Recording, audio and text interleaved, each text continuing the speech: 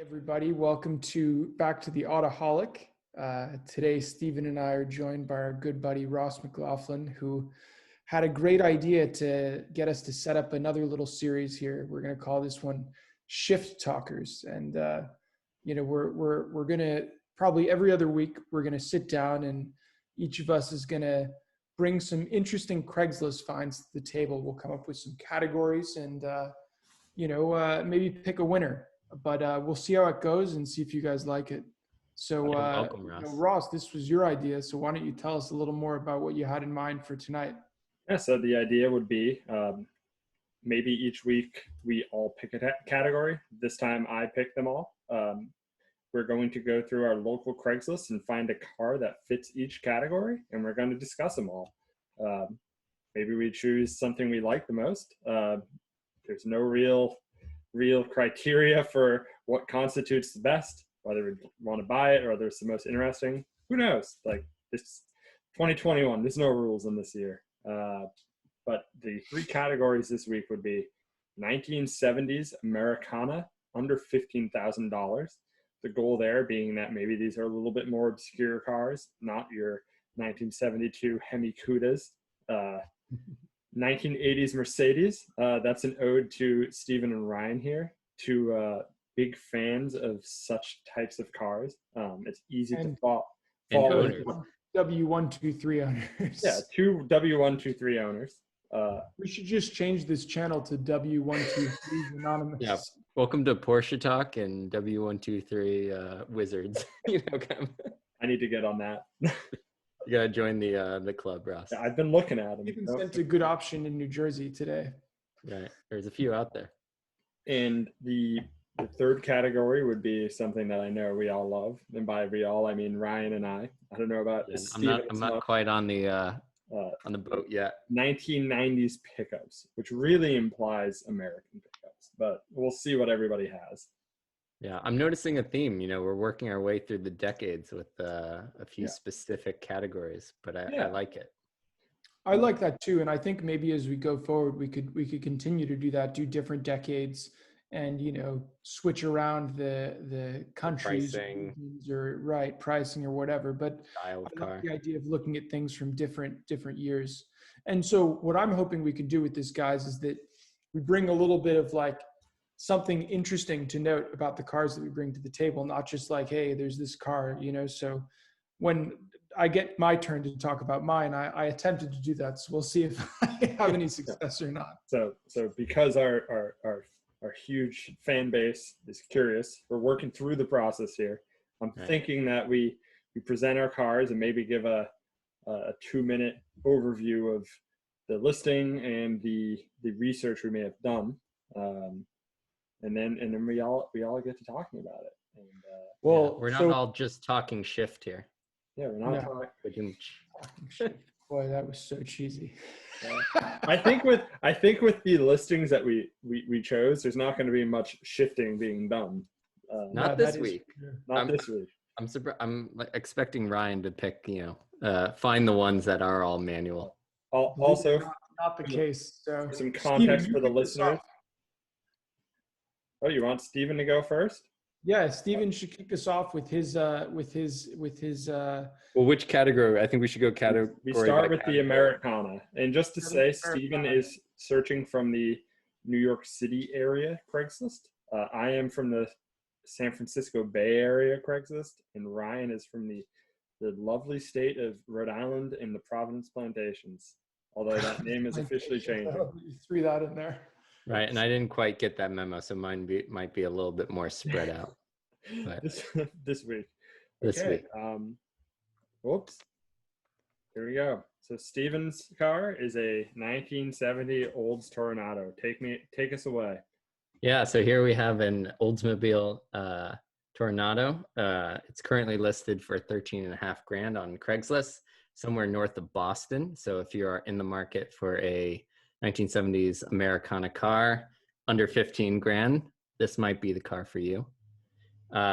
It's showing. Oh, the color is amazing. It's in. I don't know the original name of the color. I don't even know if it's the original color of the car, but it kind of looks like it is. It's in a a very metallic brown, which makes me feel like it's not the original paint. But it's gorgeous, with a tan vinyl roof as well. So the Tornado is a two-door car, actually more of a short wheelbase for this era. So not as big as some of the other classic Americana cars. Especially for a 70. You know how long it is? The wheelbase length, not off the top of my head. I could pull it up. I did have some of the stats with me. Let's see here. Wheelbase length, it is 119 inches. Well, that's just wheelbase. That's not the full length of the car, The right? full length is, for the 70, got up to 214 inches, 215. That's a big car, dude. What do you mean? I'm not saying it's small, but like, you know. You got to remember, this isn't like a 1977. This is a 70. So yeah, and that's the other thing. This is the last year. This is the first generation of the Tornado.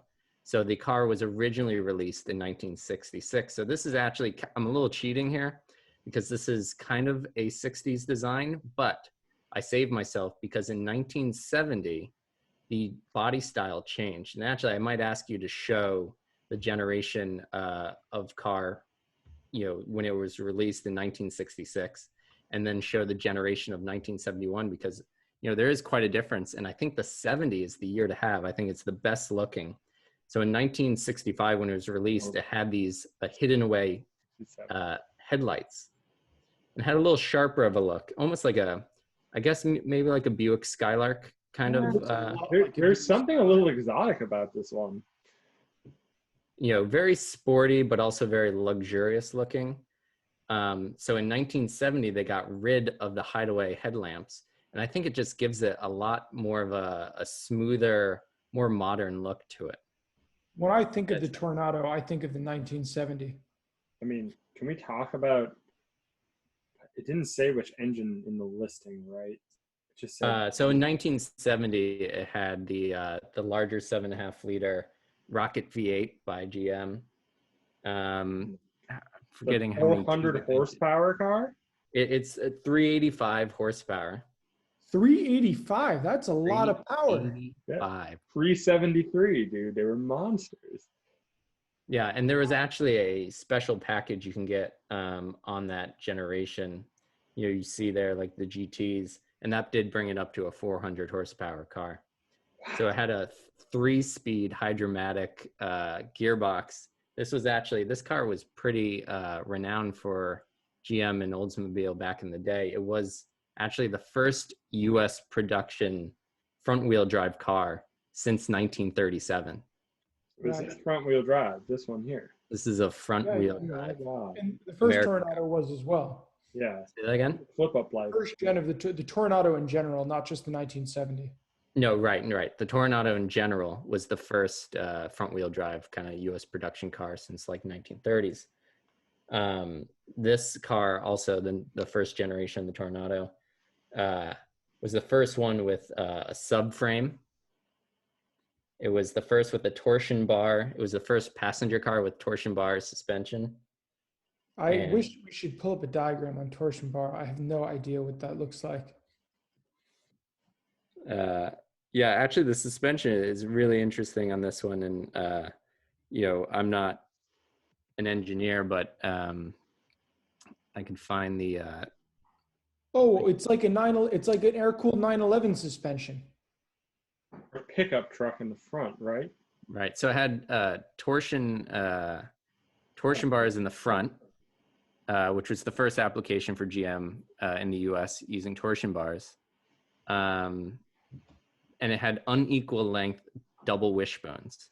In the rear, it was a simple beam axle on a single leaf spring, but it was unusual because it had dual shock absorbers, one vertical and one horizontal.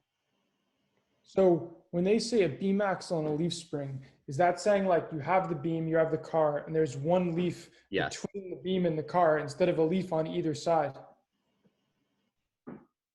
Because I think about like leaf springs in the back of a pickup, right? Yeah, you have leaf right. But three on each. I think it just means one across the middle. Maybe. Good question. Yeah.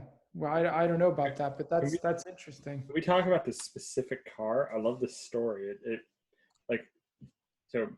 I used to live in the Boston suburbs. So Saugus is like kind of like one of the last remaining, like if you look on the map, like kind of working class ish towns around Boston, while not being like a broke town, very middle class. So it's kind of cool to see a car like this. Probably a guy who owned one back in the day. Rescued in '92, my birth year.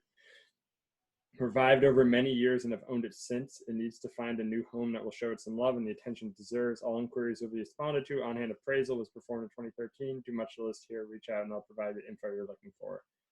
Like, I would imagine that this car is like, it's probably not perfect, but for 13.5, it's probably just an incredible driver that probably has, mechanically, is probably in great shape. Like, I'd imagine.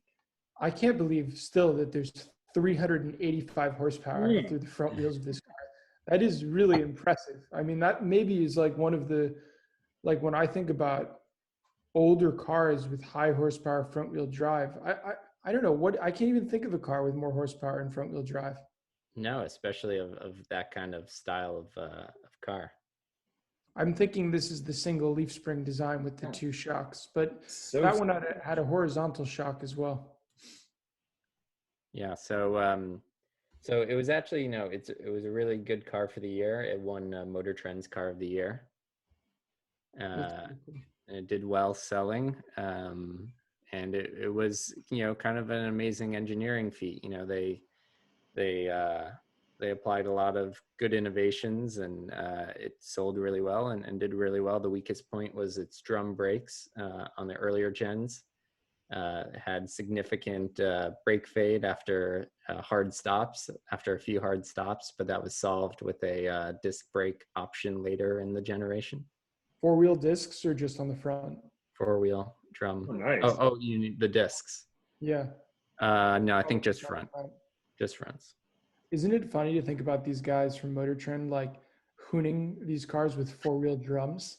That's like a little wild, right?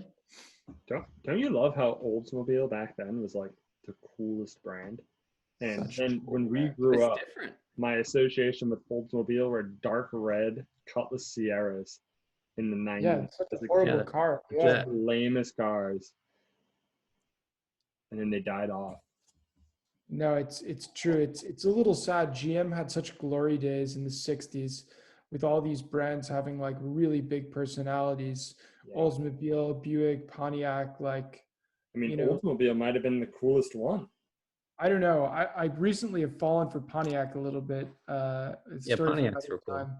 But Pontiac had cool times until the 90s even. And look at Pontiac now, or like, no longer, but, a few years ago, they were shit. Well, yeah, like they still had some cool cars. The G8 GXP. I mean, that was like Commodore. Yeah, the Holden Commodore. But remember the 90s Bonneville SSEIs. That was really about this on another podcast. Yeah. The SSEI. It's every time you have me around, I talk about the SSEI. So, well, I think that's a pretty good pick, Steven. In fact, I was looking at this car myself. Sorry, I creeped on your territory a little bit there. Right, you encroached my territory. Would you have this car in your garage, or you just picked it, for the category, or is this something that you look at and you say, "Wow, I would love one of these"? I look at it and I say I would have one of these. I just think it's a gorgeous design. It's unique, and I think it's under the radar. I mean, but most people probably don't want front wheel drive from a car back then. That's probably why they're not so desirable. The funny thing though, is at the end of the day, none of these cars are going to like handle or drive all that well. So I'm not sure it really matters, Right. And it is just, it's plain cool, if you're just going to cruise around, why not? Yeah. I mean, what's more 70s than brown on brown and beige and white? No, it's a great car. Well then. All right. Well, who's up next? You want to go or should I go? Okay, I can go. So I went a little bit later into the 70s, And this is a car that I've had on my mind for a little while now, the Cadillac Eldorado convertible. Steven recently sent a picture of one of these to Ross and I over text message. He took a nice picture. I guess it was in New York, right? It was in Brooklyn, yeah. Brooklyn. And cruising around. Daddy don't live in that New York City. Right, we were debating on whether or not the car was an Eldorado or what it was, and then I spent a lot of time looking at the different Cadillacs from the era, and I sort of started to fall in love with these big convertibles because I thought to myself, "Wow, what an experience!" I mean, you could stack 6 people in this car and cruise down the road in the utmost of luxury, right? That's great. What more could you want? Right. This one has horrible wheels. I really hate those. I like I feel like those are very typical of those cars, you know, the wire wheels. For me, the style on this car that looks the best is like the one that you have the picture of with the hubcaps that are similar to like a Mercedes W123 hubcap. You know, I know what you mean. Yeah. I think that looks like excellent. A flat outside. Yes. I mean, you know, this one, it looks in really nice shape, to tell you the truth, right? Like even the interior looks nice and the paint looks incredible. Yeah. Is that purple or brown? I think it's purple. Yes. So it's a really cool color as well. And I think it goes with the interior. And so when I was looking at the car, I started to do a little bit of research and I found out some stuff that made me want to pick it even more. One of the things being that these were made in Linden, New Jersey. I don't know. I think the Oldsmobile was also produced in Linden, New Jersey as well. So they were made at the same plant at that, at the GM plant there. Yeah. The funny thing was, it's on Route 1 and 9, like right where we were when we went to Rami's place the other day, Stephen. And I laugh about that because I've driven that road so many times in my life, and I could never imagine that there would have been an automobile factory there. Like that seems really far-fetched. And, you know, probably for anyone older, like they think of New Jersey as a industrial place like that. But in my lifetime, it didn't feel that way. You know, it felt very commercial. But so they produced theirs from 37 to 2005. Really? Yeah. The art in Linden. In Linden, GM. Wow. And then Ford had a big place in Edison. Yeah. In the time period. Famous, I didn't know that New Jersey was a big car production site. You know, I'm just learning that. So that was a neat find for me. And now all the Germans have their finance for their North American, you know, units here. Well, they've had their North American units headquartered out of New Jersey historically. Like I remember growing up, and Audi of North America was in New Jersey, Mercedes, Porsche, BMW. Before they all moved to the South because they got like big tax advantages and they set up like a bigger presence than they ever had before. I think BMW is really like the only one that still has the biggest presence here in New Jersey. Audi was still pretty big. I'm not sure. Volkswagen's moved. I know that. Porsche moved to Georgia. Yep. Mercedes is in Atlanta as well. Oh, Atlanta. But they have the Tuscaloosa factory also. Yeah. And I was talking more corporate. I don't know about, you know. Right. Where's Volkswagen? I know they have the Chattanooga factory, but it's a good question. I don't know, but I just remember that when I think about cars in New Jersey as a kid, it was that, not producing them, you know? Right. Yeah. I mean, I could see these cars driving around New Jersey in the 70s. Like I could just picture that and how epic that is. You know, it's like the Sopranos kind of a thing. It is like the Sopranos. Exactly. It just fits right in. It fits right in. And this is what I need to drive around New Jersey. I'd be a lot more comfortable. That's exactly what you need. Forget the 5 Series. No, I mean, honestly, what about I would love to have one of these big, you know, whether it's this or any other type of American muscle convertible. It's a genre that I've really fallen in love with because I think it has so much to offer, right? You know, just to cruise with friends and relax, enjoy the air. It's not about going fast. You hear a big V8, you know. Speaking of the big V8, 8.2 liters. Guess how much power?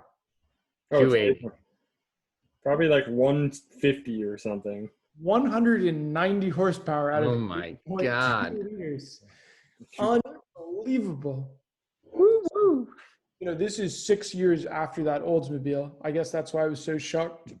The Malaise era, they started to really, anything post 73 is when things start to go downhill. Crazy. Honestly, though, maybe it doesn't matter. You know, you might drive the car and it sounds like a V8 and it gives you what you It need. goes nowhere, but it Yeah, gives it you the goes same nowhere. But I mean, satisfaction. like, how fast would you want to go in one of those anyway? No, it's not meant for high speed for sure. Tops out at 110, supposedly. Um, Interestingly enough, something that I also didn't know is this is also a front wheel drive car. Is it? Yeah, I would have never expected that. Are These are, most of these super long wheelbase, Cadillacs and Lincoln Town cars, were they all front wheel drive? I This is mean, considered a long wheelbase as far yeah, as Ross is right. This isn't this is considered a long short wheelbase. wheelbase. Although it's almost 20 feet long, it wasn't right. considered I a mean, long wheelbase. This was short wheelbase Cadillac. So it did about 11 miles per gallon, but it had a 27.5 gallon fuel tank. My gosh. like double the size of a modern car. So my S8, as like a frame of reference, is another big car, has like a 21 gallon fuel tank. And I thought that was a lot. yeah. And here's an interesting stat that just another thing to compare these two cars. The S8 weighs 4,000 pounds, and it was the first like all aluminum production car, and everybody talked about how light it was. This Cadillac is only 4,800 pounds. I'm surprised that it's only that. I mean, 800 pounds, it's a lot of weight, but I sort of expected it to be a lot heavier than something like that S8, you know? The Tornado is 4,500. That's actually pretty light. Yeah. The interesting thing, I bet a lot of the weight in this car is because it's convertible. Oh, you could be right. The coupe could be lighter. That's true. I mean, it's a huge top when you look at it, right? What do we think about this specific example though? Like 83K, is this fuel injected? That's a good question. No, carbureted. He says it in the ad. Oh yeah, yep. So for 12K, it says 83,000 miles. If they're original.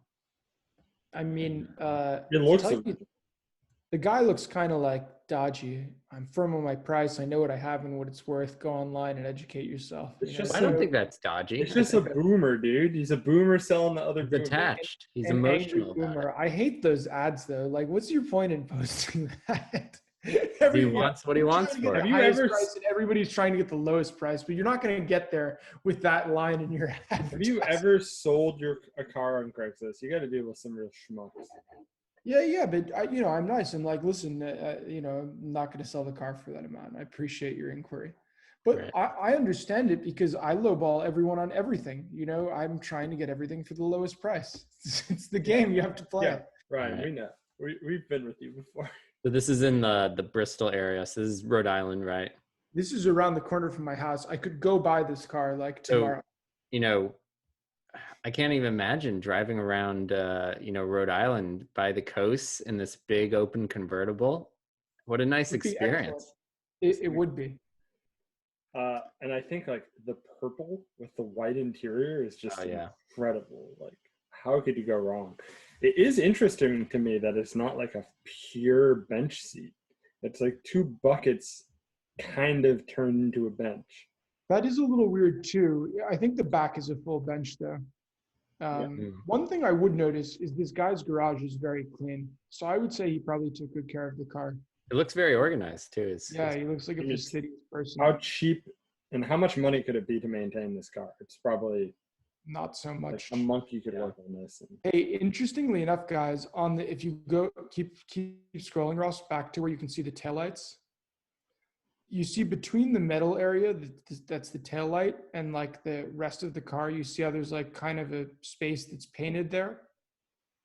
Or like here? No, between where it says El Dorado and the metal area. Oh, there's a line. Part of the bumper, I think, technically. That is rubber. It's not metal. I was gonna say plastic, but rubber. It's rubber. They like flex. Huh. And it's the same on the front. If you go to the front, you can see it has the same, like before the lights, there's like a rubber area. Now, is that for pedestrian safety?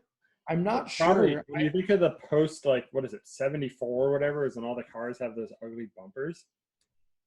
in like Perhaps think about like a BMW 2002. The early ones had the slim Right. little bumpers. The later ones had those big rubber stoppers. Those are probably just built into this car. That's what it is. It's the bit. You're right, Stephen. It's the pedestrian bumpers. And it's funny. I only knew this because Doug DeMuro was like squeezing it like a horn on his video. And what's surprising to me is how good the paint looks on the rubber after all the time. You know. Right. That must be hard to maintain. It's like those old Saturns. They're all plastic. The paint holds up well. is the keyhole for the doors a Cadillac symbol? Oh my God, it is. It has the leaves around it. Yeah, I like that. That's a nice little touch. Hey, did you know So like this cover for the top? Painted. I was wondering if that's original or not. I was a little curious about that. It doesn't seem original, does it? No, it didn't to me either, but you never know. So interesting note on these guys. They made like over 40,000 of these Eldorado convertibles. Can you believe they made that? Like that seems an incredible number of these yachts. So there must have been at some point in time one of these everywhere, you know? Yeah. I think, dude, when we were kids, I saw these everywhere. I saw them, but not everywhere. And this in 76 alone, they made 14,000. So this was like a really big production car for Cadillac. So that's all I got on this, but I do love these big old Cadillacs. And I think that, you know, when I look at like Steven's car versus this, I do love the Tornado, but I took this because I think when you talk about these cars, the convertible is the ultimate experience. Yeah, no, that's fair. If we're going to talk big old Cadillacs, we're moving on to mine, and we're going bigger. Yeah. So we have a 68,000 miles, 79 Coupe de Ville. This guy's daily driving it here in San Francisco. That's awesome. It's a carb car, brakes, valve cover gaskets, fender inserts, headliner, all sorted out. It's time to downsize. It's this beautiful brown color. It's absolutely massive. Has a Landau top in the rear, which seems to be an incredible shape when you look at it. And the interior just is plush, like it's so 70s. And this is what year you said? This is mine. Oh, 79. 79. Yeah, the seats aren't perfect. A lot more starting to look 80s in a way. Yeah, so awareness of the bumper, the headlights. It looks kind of like a Monte Carlo up front. So I did a bit of research on this. So this car came out in 77. 79 was a minor facelift. 80 was a bigger facelift. But this was known as a smaller, like it was known for being smaller than the previous generation while still being way bigger than yours, Ryan. This is longer than mine. It's longer than 20 feet. Yeah, it is. Because of the long wheelbase one, right? Of their fleet, you know. It's no, it's about the same actually. Yeah. Right. I guess the wheelbase is probably longer. So this car has, because it's a carb, it has a 7-liter carbureted engine. They moved away from that 8.2.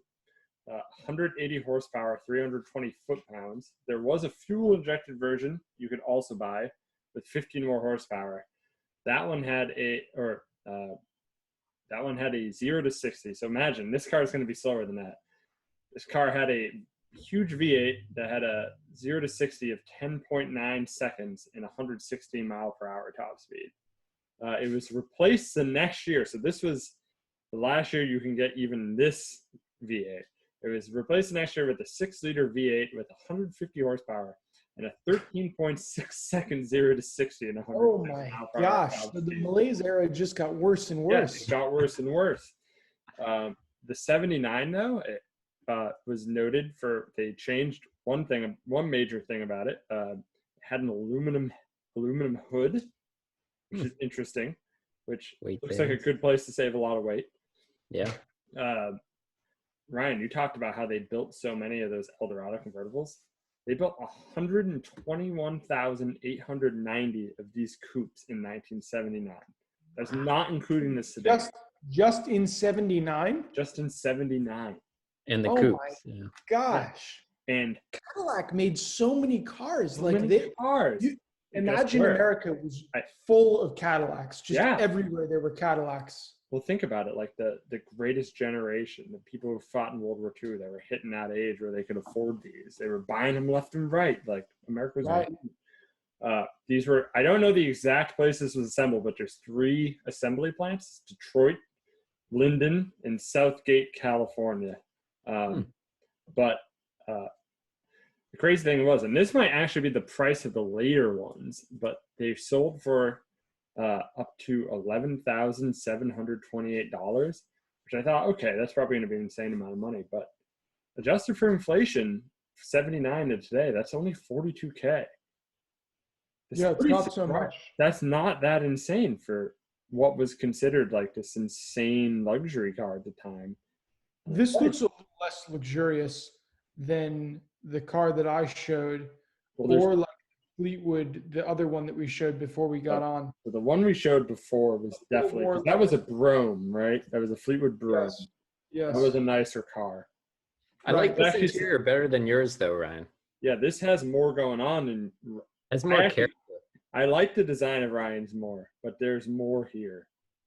Oh, wait. One feature that I forgot to mention on the Eldorado, it has fiber optic.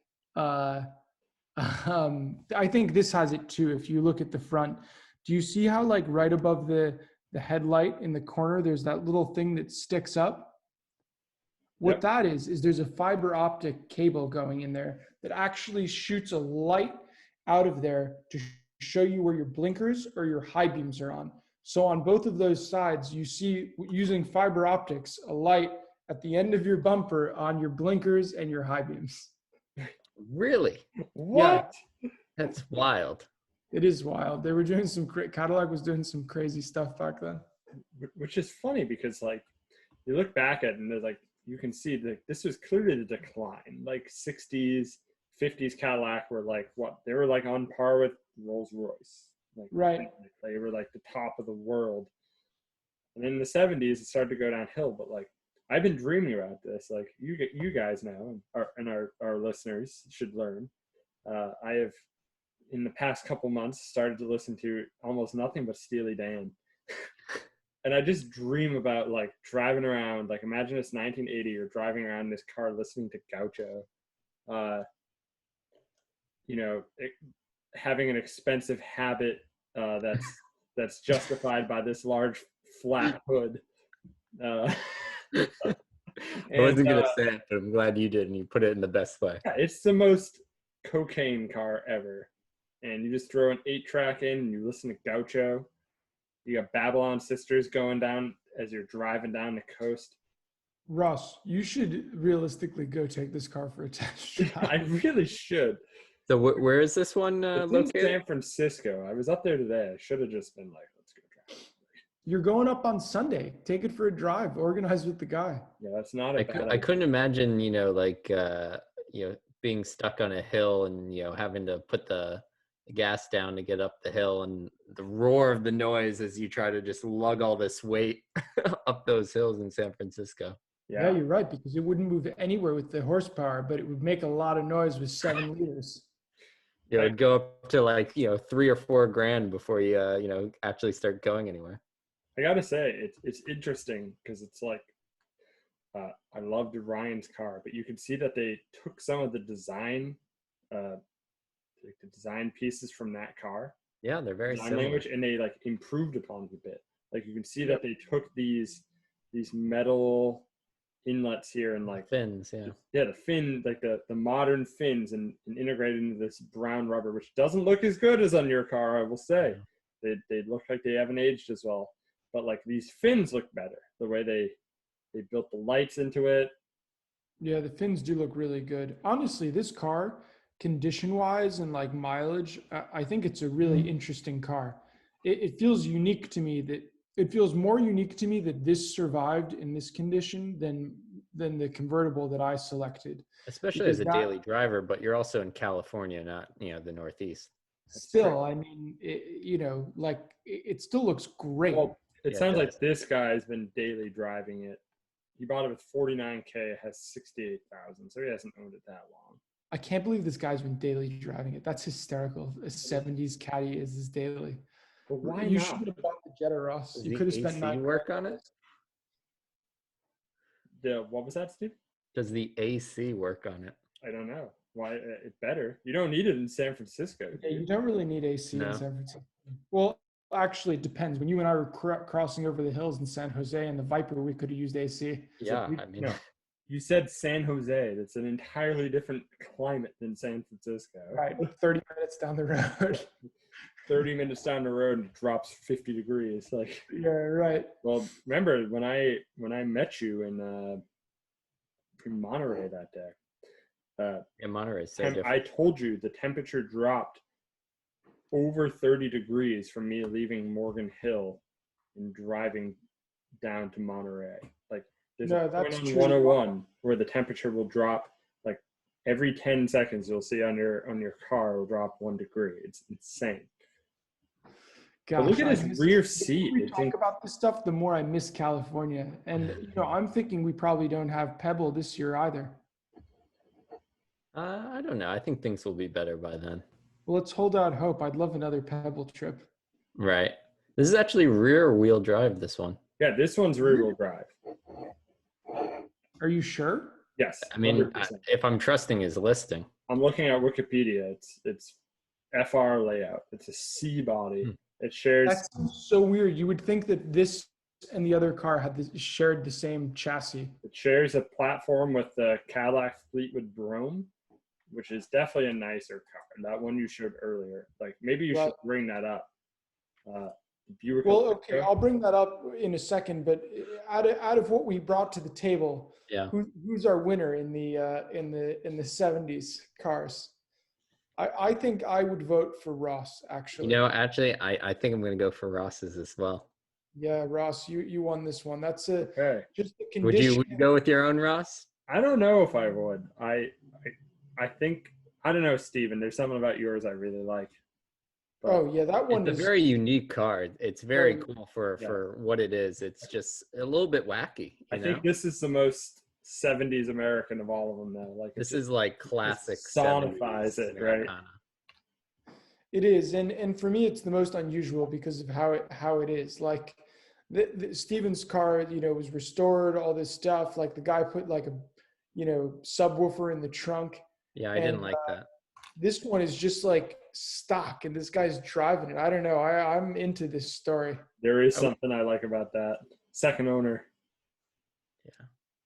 No, it's a good find. So Maybe I should check it out. Fran, 9,300. I just like it. Like, good, solid, honest survival, which should mean survivor. You didn't even say the right word. Like, No, he meant like survival in like some kind of world meltdown. This thing will keep ticking. that's true. Okay. So our next topic of choice would be 80s Mercedes.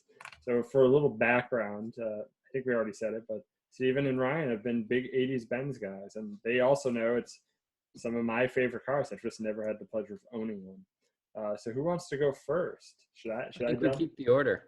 Okay. So I'll start Question: Have first. you guys ever driven a stick shift 80s Benz? No. I have not. No. Interesting. Only driven I've driven a Audis. few, and only now do I finally own one.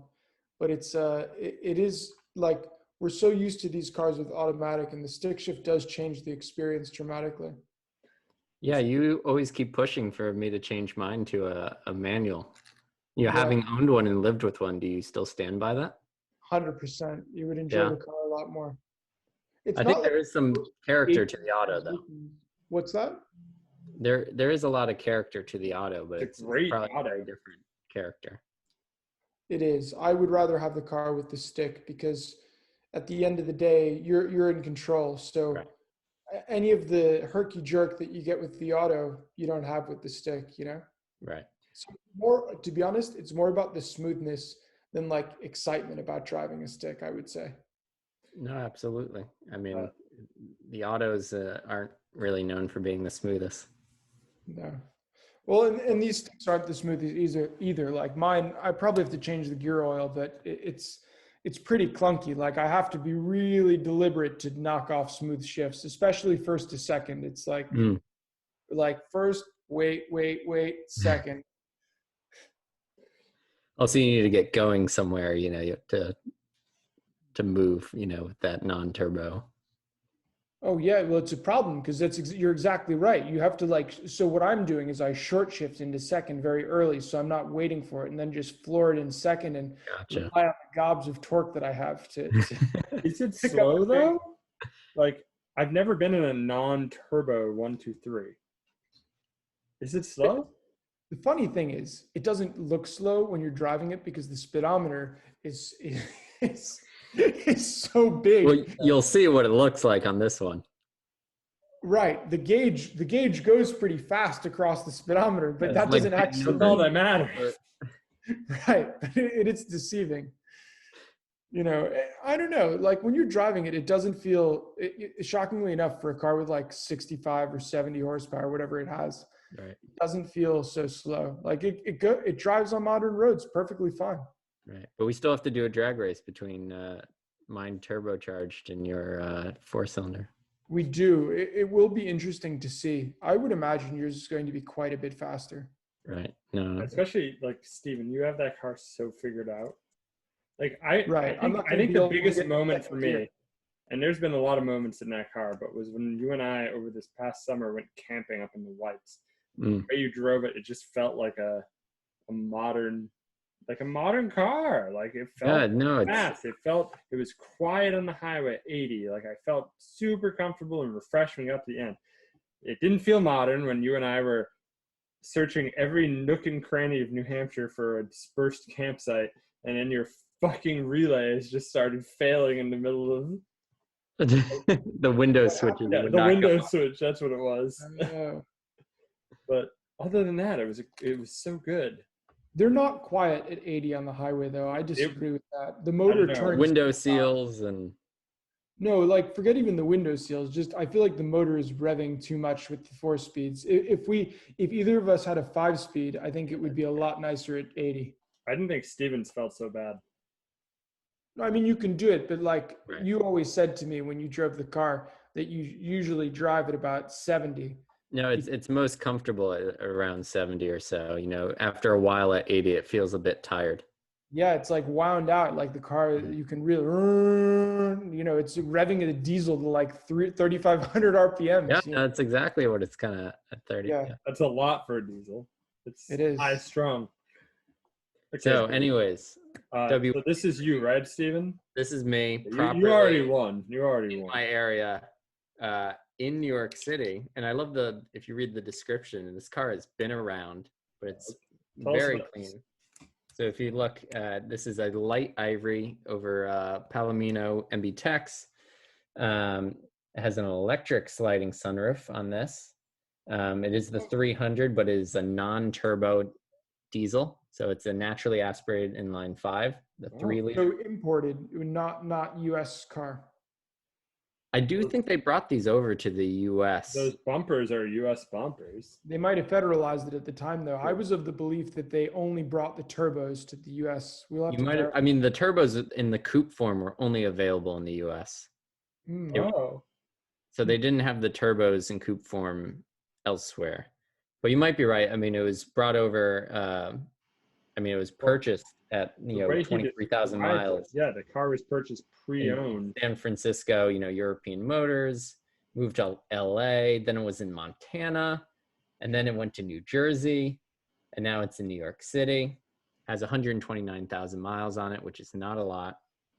And it's being offered at is it offered for $15K up above? Yeah, 15,000. Yeah, $15K, which is a pretty penny for this car. It's a lot of money for a 123, but this is an incredible example.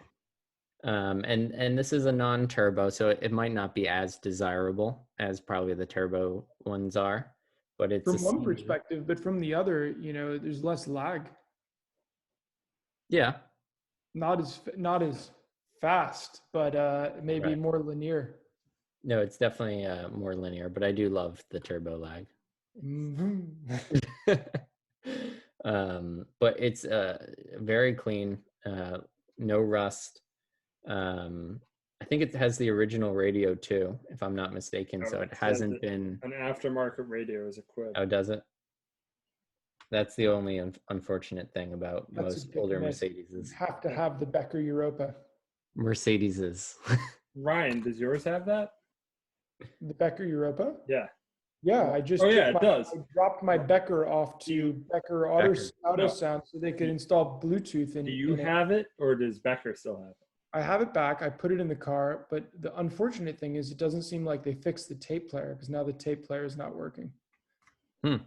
Yeah. But the Bluetooth is working, so I have to have a call into them to see what they can do. I might just take a refund for the tape player and and leave the Bluetooth, you know? Oh, was that part of the agreement to fix the tape player? Yeah, it's like they do It was a full service, right? it's a $300 service to put in Bluetooth and fix up the operation of the radio deck. And so they did the Bluetooth great. It works really well. So we've been cruising with nice tunes in the W123, which is really nice. But it, you need that style in that car, honestly. Yeah. It looks so nice, and I enjoy touching that big knob for the volume. And now I do have the treble and bass lever, Stephen. Good. Yeah, you don't put it all the way to bass. You want it slightly above bass. That's the sweet spot. But you do put it down because it's a little tinny otherwise. 100%. Yeah. Yeah. What's interesting about, so my brother on his W124 had Becker redo it and put in Bluetooth, and this was a few years ago. You actually need to put a tape in the cassette player for the Bluetooth to run. Really? Oh, wow. That is strange. Mine just is always running. So you have a tape going in there, and then your Bluetooth cuts out every now and then while the tape switches sides. That's so funny. Let's talk about the specific car. It looks excellent. Yeah, no, it's in great condition on the classic bunt wheels. Unfortunately, not running Vredestein Sport Track tires on it, which is a mistake, as you'll read in my article on the Autoholic. Dude, MB Tech, Palomino MB Tech, which is the same you have, right, Steven? Right. Same we both have. MB Tech is literally the best. Like MB Tech is great. It's incredible. It looks brand new. I only have one problem though with those seats with the MB Techs, and I felt it in your car, Stephen, but I'm more cognizant of it now that I'm driving my car regularly, is that the seat collapses kind of, and so I sit in the back left corner of my seat. That's how I sit. That's how I sit in mine. I mean, it's not. I don't think that's a thing on the MB Techs. That's just the springs in the seat. Yeah. The design, right. I mean, the same thing actually. Yeah, it's back left. Yeah. Look at that. The climate control on this. That's interesting. Yeah, so I mean, that looks more like the older style climate controls from the lower level models. So you might be right in terms of this being a European import. Right. And it has the the non-turbo gauge cluster with the big numbers that makes it look like you're going very fast because it only goes up to 85 miles per hour. You do not get a tachometer. You get a nice big clock. I love the clock though. And the fact that they all work. My clock holds perfect time. I leave it for like a week at a time. Yeah. I love just having an old fashioned analog clock in a car.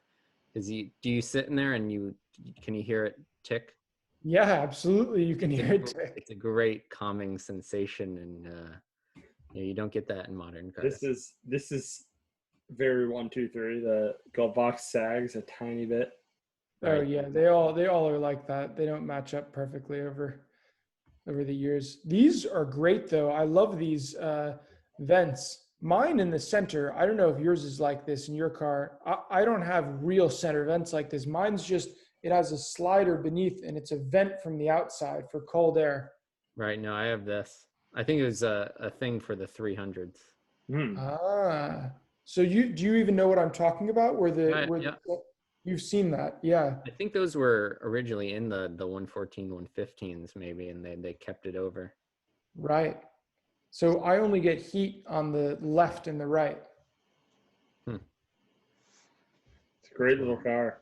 But I mean, not much to say. It's a classic 123 in coupe form, pretty desirable, very great clean. Exterior color as well. Yeah, the ivory is a gorgeous color. I think 15K is a bit much for it, but 129,000 miles is not a lot. Has no rust, so I think anything from 12 to like 14, I think is probably the price that it'll sell at. Yeah, I really in love New this York. car. That's, Go ahead, Ross. no rust in New York's big. Like, That's surprising. It is in no rust condition in New York, which is surprising. it was And bought Ryan, on the West Coast in 17. I will say that probably the non-turbo is more desirable in a city setting like New York, because Right. the W123 in general is great for the city. It soaks Awesome. up all the bumps. It's so pleasant to drive around in. I could drive Manhattan all day long in my car and not be stressed at all, to be honest. But going light to light, by the time you get to the light, it turns red. You're hitting turbo boost. You don't get to use it. And if anything, it's probably more of a hassle in terms of managing the throttle when the boost comes on. So, Right. getting rid of that, this might be a more pleasant, relaxing experience. No, I could see that. But generally, I would say that W123s for either city or back road driving have to be one of the best classics you could buy right now. I mean, I didn't enjoy mine on the long highway cruise. It was like, it was fine. It sat for 15 years and then I drove it, a few hundred miles. So I can't complain about the car, but like now to drive it on the back roads, like that's what it's about. It feels so great cruising on, between 40 and 70 miles, even 30 and 70 miles per hour. Yeah, it's amazing. that's a sweet spot. Yeah. Hey, Ryan, just to remind you, don't you have a bottle of wine in the freezer? Yeah, maybe I'll get to it. You should probably go grab that now. It's been a while. We'll see. It's your turn, Ryan, anyway, to go. We could gush about 123s all We night. can pause it, or we can edit this. You're going to edit this out? Yeah, edit this out. Well, so pop mine on. So I picked a car that I've been looking at for a while now. I actually reached out to this guy to buy the car, but he hasn't answered me. I reached out to him several times. You even reached out to him too, didn't you, Steven? I don't think I reached out to this guy. Is sent this you- in Long Island? Yeah, Long Island guy. Oh, I remember Like this car Queens, now. right? Like, look at those bumpers. Right. So this is a European spec W126. I just love the way this looks with the small bumpers in this car. I mean, just blow up the picture again. Look how clean it is.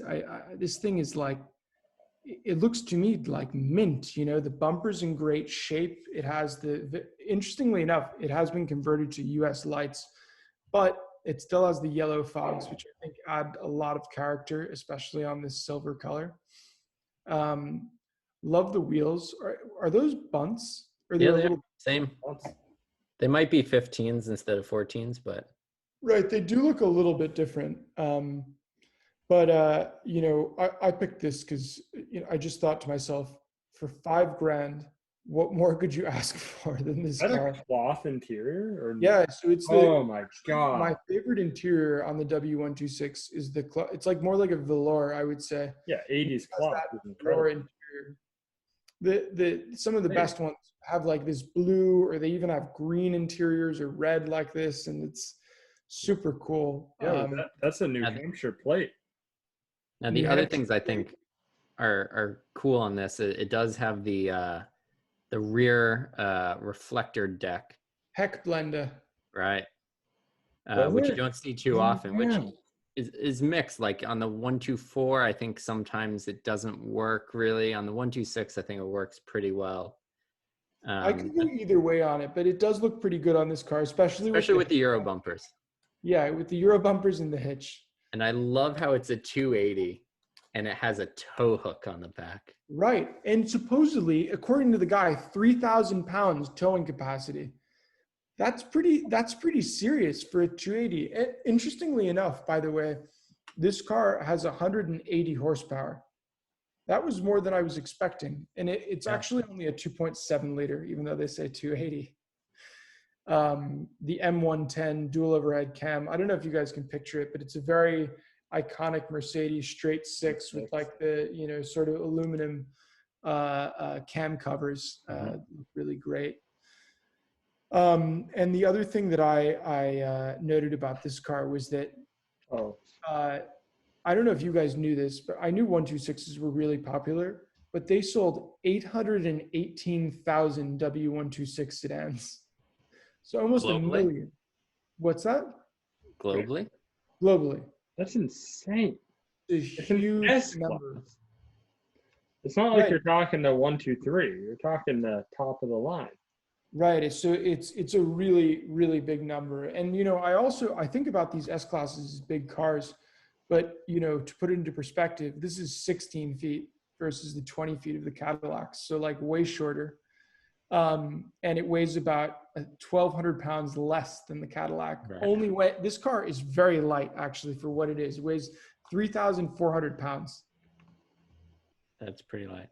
It is. So to tell you the truth, I look at this and what I did before we got on this call was I spent a bunch of time on German classifieds because I'm of the belief that you and I, Stephen, need to buy a couple of these freaking things with a stick and bring them in because, you know, when you start looking at the numbers, it makes me realize how unique the cars are, right? They're so much cheaper in Europe.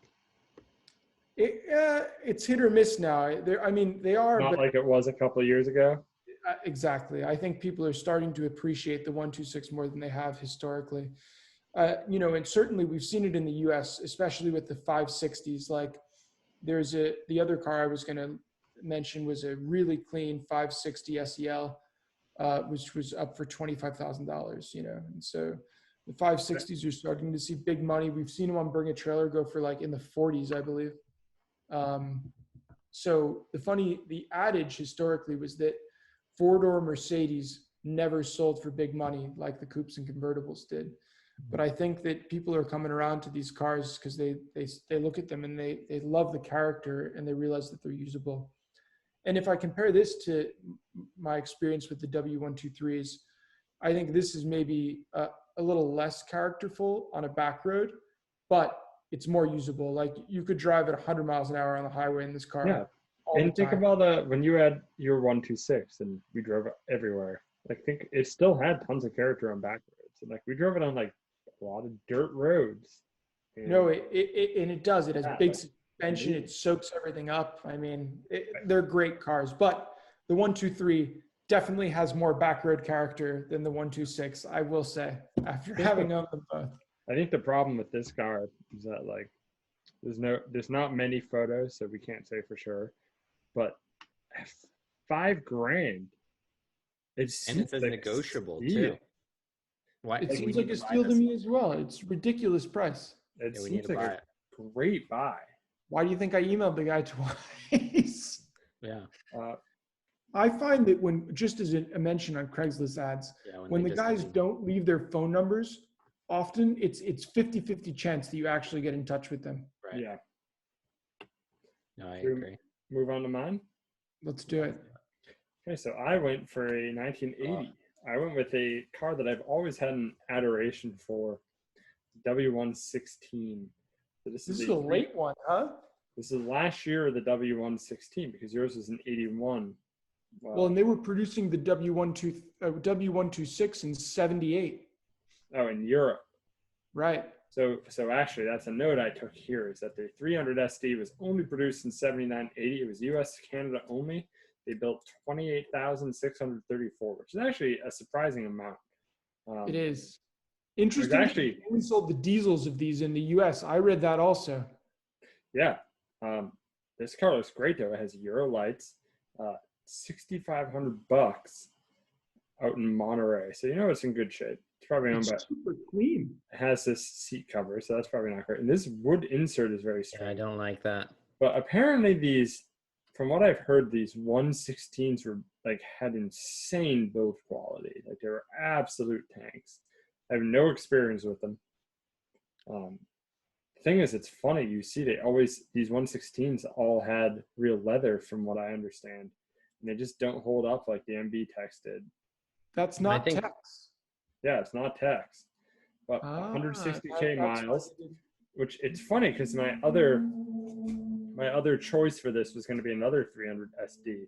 It was here in San Jose. That was around the same price, very clean. Had 310,000 miles and it looked brand new. But I decided to go with this one. So this car is pretty original. Has a 3.0, an OM 617. You know, typical engine. I mean, he's had some issues with the heads, right? I don't know the full details of the OM 617s, but the 1980 models had 120 brake horsepower, 170 foot-pounds of torque. It's basically a W123, you know. It's not a fast car. I bet this is a very slow car. It weighed 4,001 pounds, so it's a lot heavier than that. Why is it so much heavier? Like the iron block of the diesel, I guess? Oh, a bigger car. I mean, a lot more steel on that than. Yeah, it weighed a lot more than the 126. 17 seconds, 0 to 60, and at 103 mile per hour top speed. But I think for $6,500, like, it's a really neat car, and I think these might be undervalued. Like, you see these 116s in general. Like, I don't think they're running on Craigslist right now, but I was seeing for a while these cars with was it the 6.3s or the 6.9s? The 6.9s. I mean, those are much sought after. Not that much. You find them for less than 10 grand. Well, now they're becoming so, and earlier even you could buy them even cheaper. But you know, the 116 was the first of the Mercedes sedans to see the price increase last year. I think it was 2020 or 2019 at one of the auctions in Arizona. A green one of these with a stick sold for like 70 grand. Wow, big number, green on green. We'll have to look it up. I think the 116 is an underrated car. People look over it because it's sandwiched between the 108s and the 126s. But yeah, I mean, I think it gets a little overshadowed by the 123 even, you know. Yeah. But in some ways, it might be the best of all of those cars combined. I don't know if the diesel's the one to get, though. Yeah, I don't know. I would venture to say no, based on like, well, hang on. Here's a good question. Does it have a very different, does it have a different gear ratio, you know? Let's see. Can you stop sharing for a second and I'll show the 116 from Arizona. Here, I got all the technical data here, which is nice. So 1978, can you guys see my this? God, look at that beautiful car. 78 116 4-speed manual with the 2.7 M110 6 cylinders, the same engine as the W126 that I showed. Mm-hmm. Funny thing to me is this under tray here looks exactly like the W123. You know what I mean, Steven? Yeah. No, it's very similar. Yeah, this looks, when in Euro spec, it looks so much more like a 123. And this really was just a W123 extended Plus. out. And yeah, because if you block off, like I'm putting my hands up on the screen, right. If you block off the front and the back, the doors look almost the same. Well, no, it's the other way around. The 123 is a little 116. Yeah, right. I mean, right. Which one did they design first? I'm not sure about that. These came earlier, 72.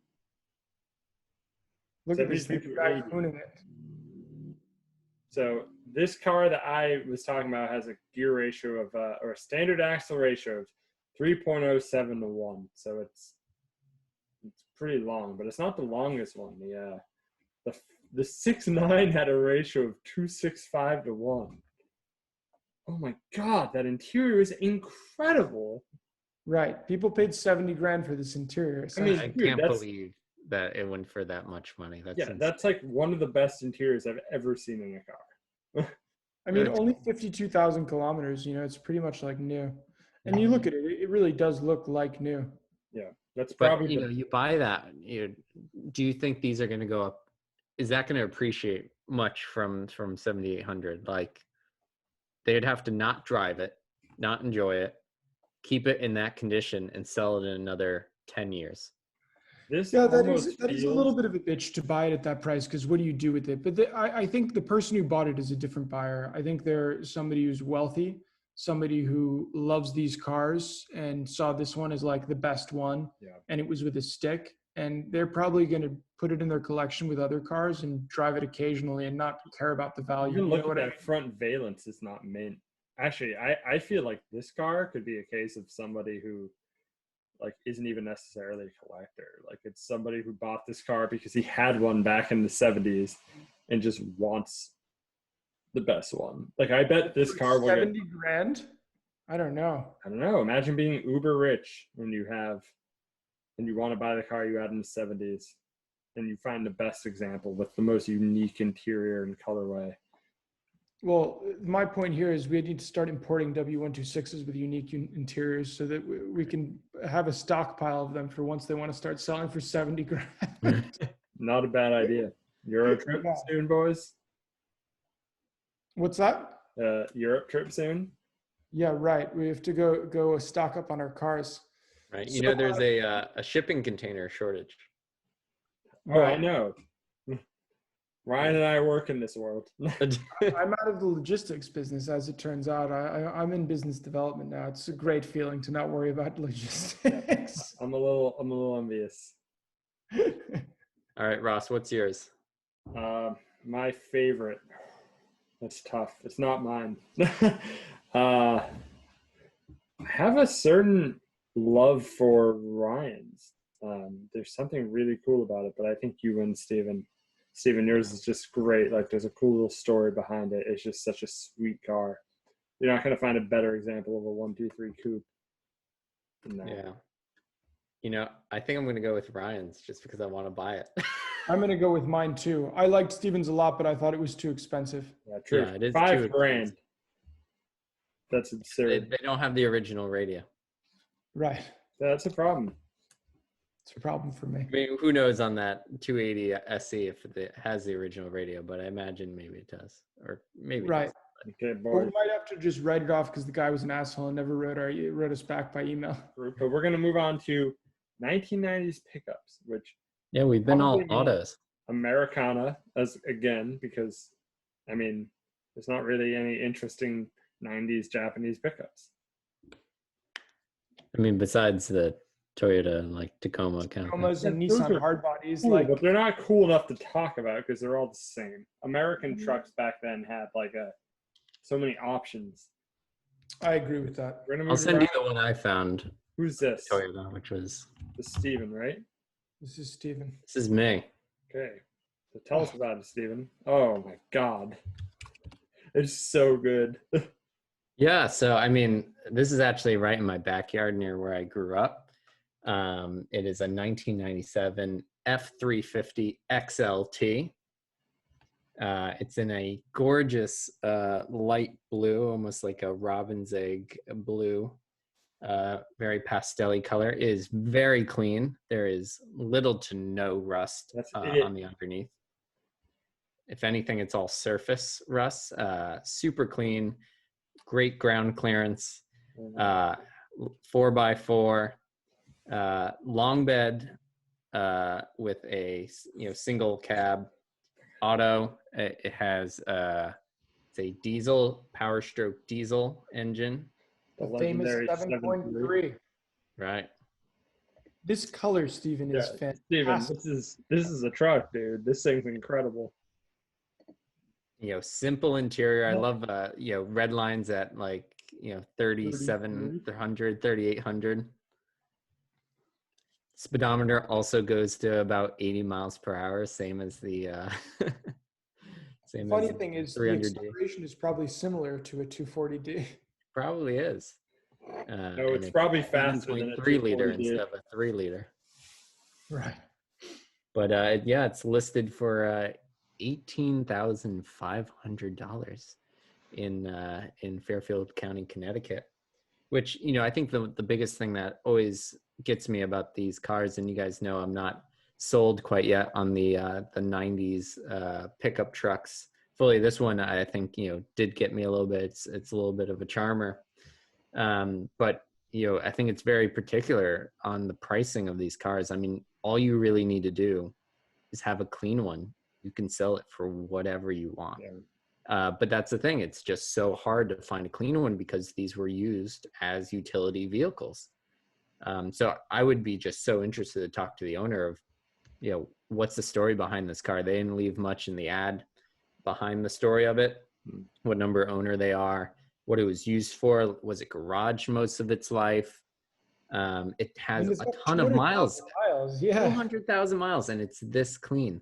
Yeah, the condition blows my is mind. pretty impressive. Yeah, it's crazy how you see these trucks, and there are actually a fair amount of clean ones, but they sell for an absurd amount. Yeah, usually over 20. Actually, the 18 is cheap. Yeah, because it's a single cab, like long bed, super base, otherwise truck, which is really unique. Usually when you do find a really clean one, they're like this crazy crew cab, like Lariat or whatever. but I think this one has more character because it's a single cab and long bed. Yeah, I do like the super cabs on this particular truck. But I agree, it has a really nice look to it. Interestingly enough, though, I don't know if you guys have noticed this, the prices on these are 100% based on the engine. If it has the gas V8s, it's half or less of the value of the diesel. If it's a V6, it's like $3,000.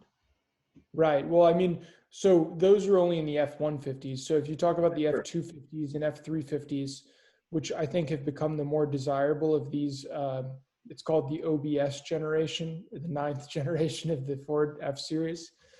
It was either this, it was the 351 Windsor V8, or there was like a 400 V8. And the two gas engines go for like nothing. It's incredible. Yeah. I think I'd rather have one with the gas engine. These early 7.3s were so good. They didn't have the issues the later ones did, like the exploding head gaskets and such of like the 6.4s and shit or whatever. Power choke. Yeah, 6.0s. I love it. I don't have many other stats or details about it. I did not do too much research on this one, but it's awesome. I love it. What do you guys think the switch on the front of the seat does? Is that like a lumbar support? What's your guess on that? Sure. It must be just forward and backwards. Forward and back. You think it's a power bench? I mean, you're not looking for a lumbar in these cars back then. They weren't as luxurious as pickups are today. I know, but a power bench seems wild. I don't know. I can't remember ever being in a car with a power bench, but maybe that is a thing. I love that the XLT is like a reasonably nice truck today, and back then it got you air conditioning and a radio. Right. Yeah, there's no other options. Oh no, it has power windows. Power windows. Yeah, it was a big deal back then. And the door handles down there. I mean, these are cool. It's I actually had to try. Like I already saw what Ryan picked. I had to try to not pick this generation of Ford for this challenge because these are like always the answer, right? Like these are the cool trucks. People in our generation lust after these. I had to pick something different. You know, I was also looking at a GMC Sierra of the same year, and it's so clean too, but it doesn't have the same type of charm, and it actually looks so much more modern, even though it's the same year. I mean, this must have been, I don't know when this design was released, but this must have been, 92 the start of this. Yeah, 92. But when did that Ford? When was that originally designed? That must have been late. There's 80s. the 97 Sierra, and this is like the end of that generation too. But it looks like it could be a early 2000s. Well, I don't know. It has a little bit still of that like long stretched out thing, but it is a bit more curved than the Ford. Yeah, I mean, compared to the one that we were looking at, it looks so much newer. Soon after they came out with this, and like that looked like decades newer. Right, and it was 2 years. It is wild. The Ford was the F-150 came out in 98. Like the curvy one. Yeah, and it's funny. Like these trucks were like our childhood. I remember these. Yeah, it was. Yeah. It's They funny. look like shit now. It's funny that F-150s age like garbage. Say that again, Ryan. But the F-350 doesn't look that old to me. No, I agree. I was agreeing with what Ross said, that the F-150 looks horrible and the 2 and 3 look great. Except that apparently the 2 and 3s are unbuyable unless you have the gasoline motors, because the diesels were huge problems. But maybe that's just a stereotype. You know, I haven't done a lot of research into it. Mm. Okay, Ryan, we're gonna move over to yours. Okay. Are So this combine, I saw this. I've actually sent this to Steven before and said we should buy it. This combines my love for the 9th gen of the F series trucks with something that I've always desired, which was a car carrier. And I thought that the way they did this one was pretty nice. I like the cow catcher up front. I think they integrated it really well. It has the cool looking 10 lug wheels. It is also a single cab, right? And there is some charm to be said about that. But supposedly this weighs 9 or 10,000 pounds unloaded and can tow an additional 15,000 on top of that without breaking a sweat. Wow. So that's like those are pretty impressive figures. This is a manual. So it's a 5-speed and it has the same 7.2 liter engine. And this has like 190,000 miles, I think. And it's going for 14. So comparatively to the other car, it's a huge value. And, essentially my whole conversation here is just a sales pitch to get Steven to go in on this with me. So my question is, compared to, have you looked at other tow trucks? Is this like a good price for one? No, it's not a great price. Like, this is pretty expensive because it's that body style Ford and that engine. And they're just known as being really durable and everything. I mean, I guess you have to look at it like this. Like, if you plan on never selling this, it probably makes sense. Or if you plan on selling it, it's not going to depreciate either, apparently. That's what I bet it's a hard sell. It'll take a while, but you might get what you want. Right. It's an asset that carries your other assets. Right.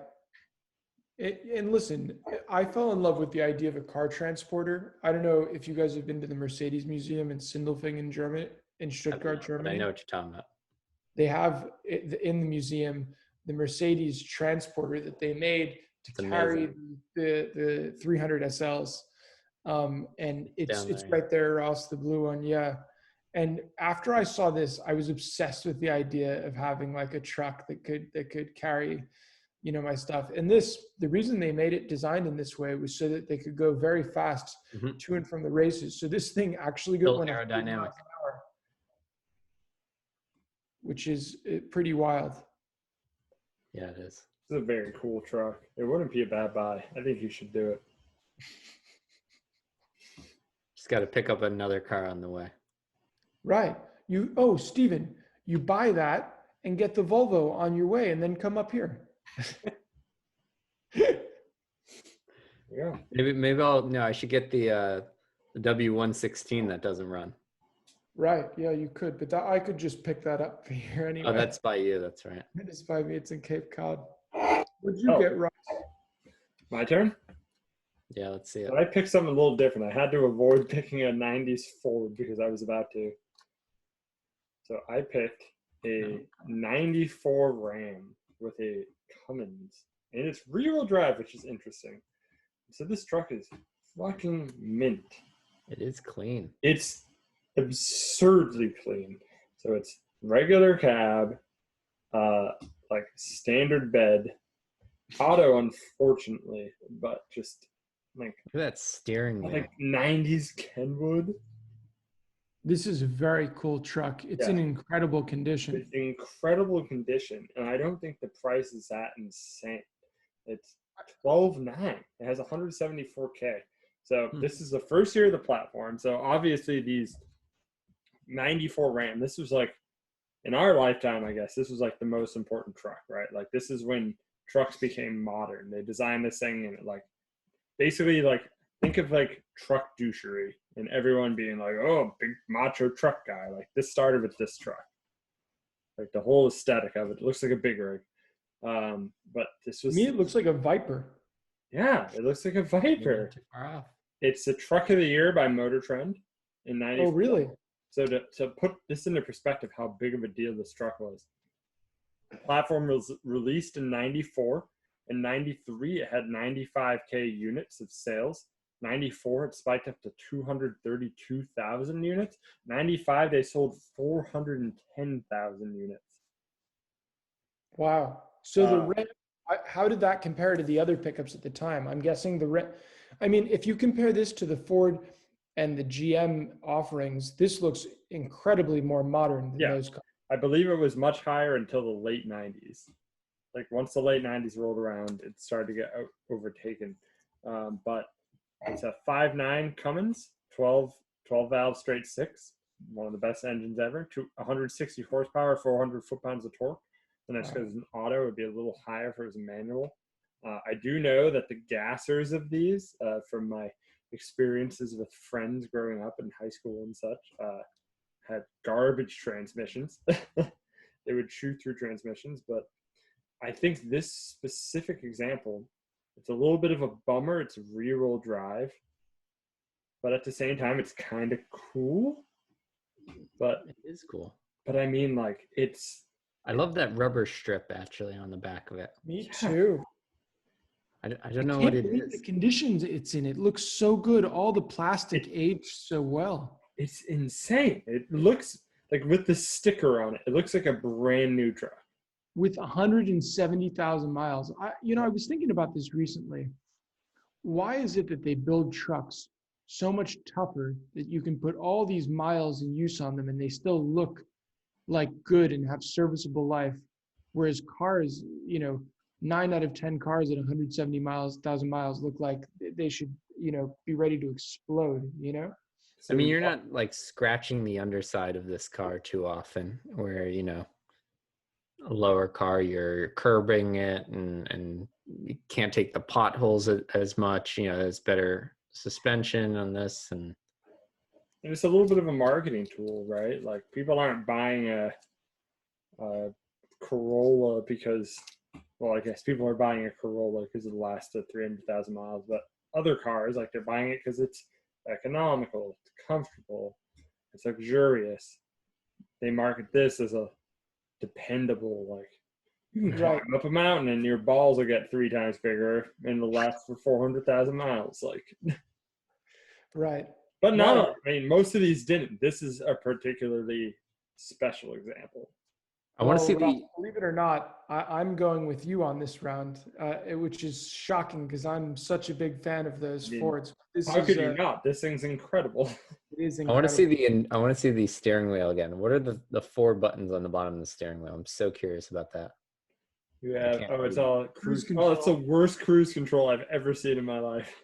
Yeah, that is a bad location. Look at the red line. It's at 3,000 RPM. I know. Like, there's nowhere for that tack to go. Yeah, I mean, as much as I want me to win this round. Yeah, I think I win this one handily. I don't know. Do you have an unfair advantage? I mean, it's not that shocking that in California your cars are this clean. I mean, that clean of a Ford in Connecticut in the Northeast is like mind blowing. Hey, maybe you should move to California. I'll keep winning until you boys move to California already. Hey, look, I won on the 280 SE. Yeah. So who wins? Is it me on this one? Yeah, Ross takes the first round. That's sweet. So there is one car. I mentioned it earlier. I just want to show for good measure. I found this earlier because it's on California Craigslist, but it's not in California, so I figured it would be cheating. There is a dealership that constantly advertises out here in Texas. Okay. This feels like a steal to me in a quality investment. 19.5 for a first-gen Lightning in this condition. I think I actually like the later gen Lightning than this one. Yeah, the later gen Lightnings are a piece of shits that blew the spark plugs out of the heads, though, because it had that shitty Ford 5.4 or whatever. This is a great looking truck. I think that's this body style, the early 90s. Look at those seats. That looks like done by Recaro. I think this is a legitimately, I mean, maybe 19.5 is too much. I mean, considering you can get my car for 18.5 and then this for just $1,000 more. Yeah, but think of the people who go crazy about, like, oh, it's your point, this is a steal. Like, yeah, my point is this is a steal. Yeah, think of the people who go crazy about like rare American cars. How much room do these have to? I have a difficult time with these pickups, understanding how to value them. Okay. I think a special edition one like this could double in price in 10 years. What's the not the Typhoon? What's the other one? What's the Cyclone? The Cyclone. Because those have come up a lot in the last few years. Yeah, really? I think that's a perfect. Here we go. Haggerty. To log in with it. I don't have a Haggerty account. Damn it. 21K. Okay, that's lower than I thought. I mean, I think they've gone for 25 plus. Yeah, but I bet a really clean. That's the kind of vehicle if you have like. I don't know. I don't think this would be worth driving. This would be a collector vehicle. You would store it and hold it as is and resell in a few years. I see this being worth an absurd amount of money. The Cyclone's average value is 21, 46 for a Concourse truck. And then how about the Lightning? I would call this Concourse or close to it. Yeah. No, because look at the rear bumper. That can't be original. The bars? Yeah, I don't think that's original. Yeah, you could replace it. They say that the F-150 Lightning is a $10,000 average value. Are you serious? With a $24,000 at Concourse. So maybe it has some room to grow on the site. Even for the Lightning? Yeah. I'm surprised they're so low. What's the trend? Too. I sort of like the way this looks better than the Cyclone. Yeah, but the Cyclone had that engine. What was the engine? It was a supercharged V6. Was it supercharged or turbocharged?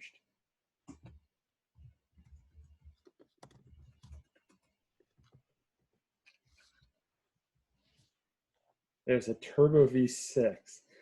4.3 liter. Yeah, okay. I get it. That's way cooler. I think the F-150 looks better. Well, guys, I would say this was a really fun chat. I really enjoyed this exercise. Yeah. So, I think like most car guys out there, we all spend time looking at cars for sale and just, dreaming of bringing them all to our own garage and getting to drive all the different options. While we can't necessarily always do that, this was a little fun for me because it put a bit of structure behind the search. Yeah, the context was nice. What's that? The context. Yeah, the context was nice. And it also made me want to do a little research and learn some things. Whereas usually maybe I'll be less patient and just cycling through lots of cars. I took a bit more time to think about what I was looking at. And that's kind of fun. So I hope that as we continue to do this, I hope everybody really enjoyed. And as we continue that we can bring some interesting information about the cars that we're talking about. And I'm sure the Autoholic has a couple listeners. If you want to suggest any topics for us, we will gladly take it. I think the perfect example was something like that 70s Americana under 15K, because that's that level of specificity that we need, because that easily could have turned into a 1971 Camaro. Cars, right? Yeah. No, it was a good suggestion, Ross. I think our creative director could put out a poll on Instagram to get the opinions of our followers after we release this podcast. Yeah, I'm thinking things like I don't know, it's tough because we live in very different markets. I hate to say it, but there's just certain markets where I have an extreme advantage. You mean all of them? Everything JDM? Yeah, I was thinking it would be cool to be vintage JDM, and I'm oh, no, it wouldn't. I think we'd have to be very specific with the JDM, and I think we could find maybe a common ground or a niche. Well, I was thinking one would be golden era Hondas. Define golden era yourself, but I usually think 03 and earlier, or Yeah, no, that would be a great one. And the interesting thing though is I find that there's more available in the Northeast than you might expect. Out of all categories, the thing that impressed me the most was the plethora of 70s American cars. Yeah. There were so many. I had 10 or 15 cars open that were interesting to me. You know, it took a little while to narrow down to my El Dorado. So I do think that would be a great opportunity for our listeners to give us some suggestions. There's so many cars in the world. Like, let's talk about them. One thing I was thinking would be European obscure cars. So like Maserati Chimal. Yeah, like Italians, non-Jaguar, non-MG British cars, I don't know, like French cars. Yeah, there's going to be a lot of cool categories, I think. So listeners should tune in. We'll see what we do in the next 2 weeks, what we come up with. Okay, guys. Thanks a lot. Yeah. Thanks for listening. This was Shift Talkers. From the Autoholic. Have a good night, everyone.